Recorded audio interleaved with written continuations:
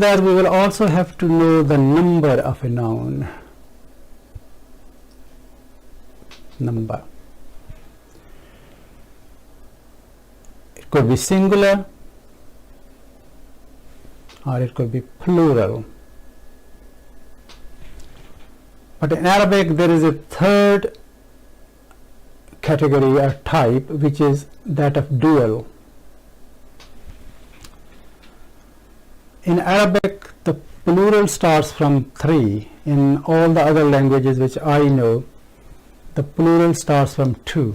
Singular is singular and 2 and then onwards, that's all plural. In Arabic there will be a separate word for dual, and the plural starts from 3. So singular is wahid, wahidun. This will be tasniya.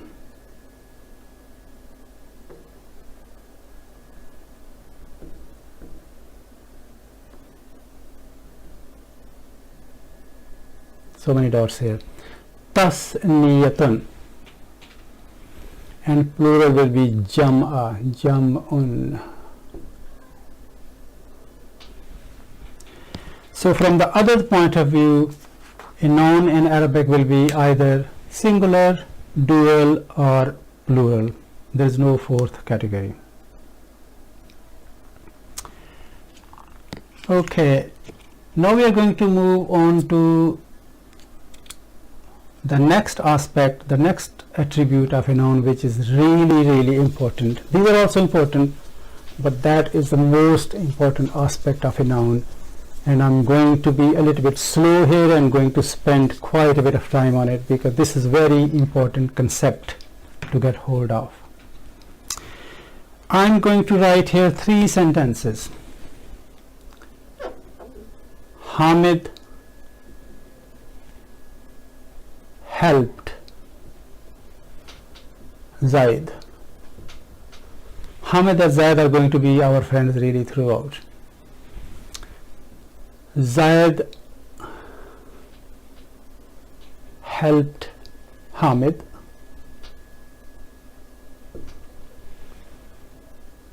Zaid helped Hamid's brother.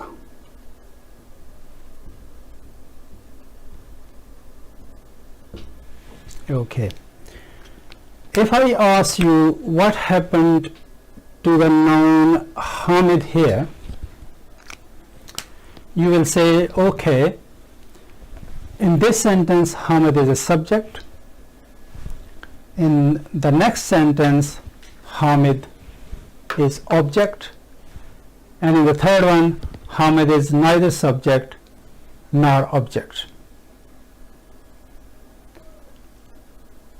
And then if I ask you, can you say in a nutshell what has happened to Hamid in these 3 sentences? You may have to stop and think perhaps, and then someone may come up with the answer that the status of the Hamid has changed in these 3 sentences. Here the Hamid is doer of the action of the verb. Here Hamid is a recipient or receiver of the action of the verb, and in this sentence Hamid is neither the doer nor the done to. Okay, so with this in mind, I will say this change in the status of a noun in different sentences is called i'rab. I'rab, i'rabun, i'rab. So that's the most important aspect of a noun which we will have to be really familiar with.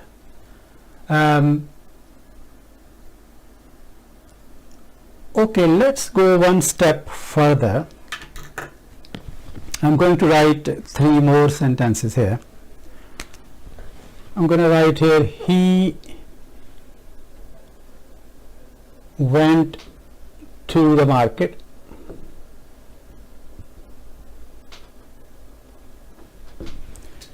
his car broke down.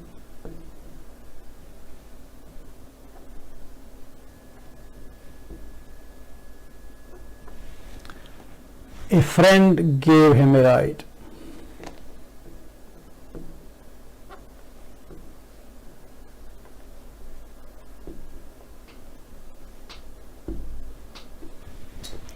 Okay, so what I have done here is that I have changed Hamid into the relative pronoun.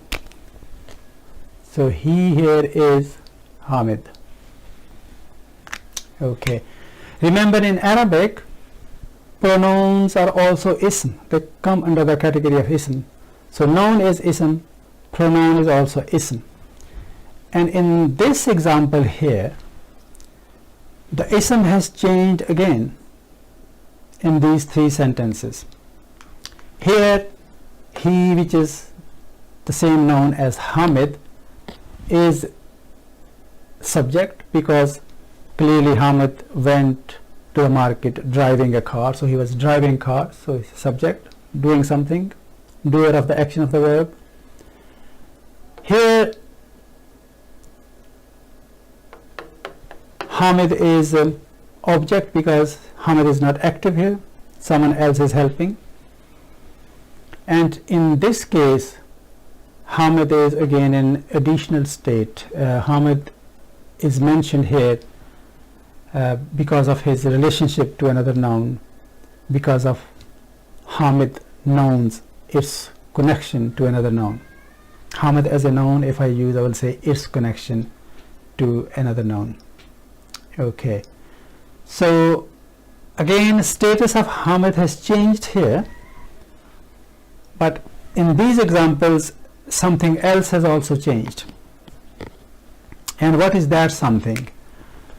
If we focus here on he, his and him, we will see that the appearance of the noun, appearance of the ism has changed.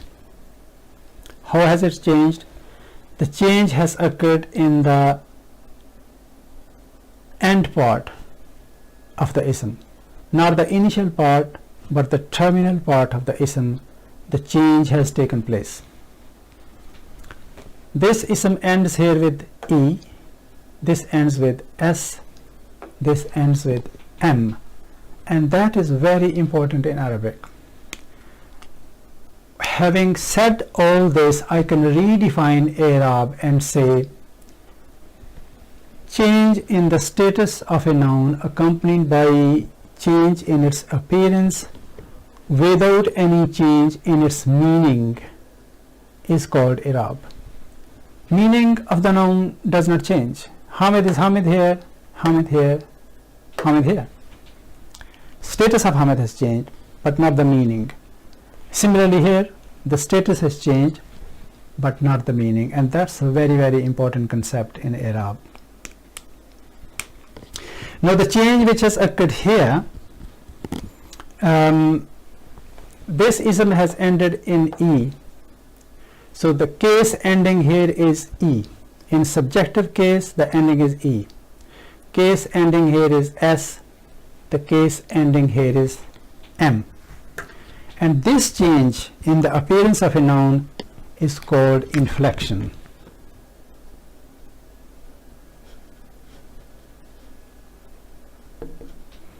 And this inflection, when it is applied to a noun, it's called declension.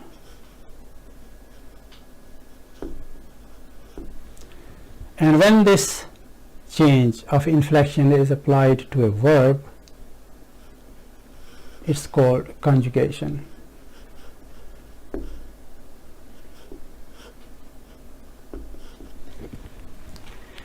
So the nouns in Arabic, they decline.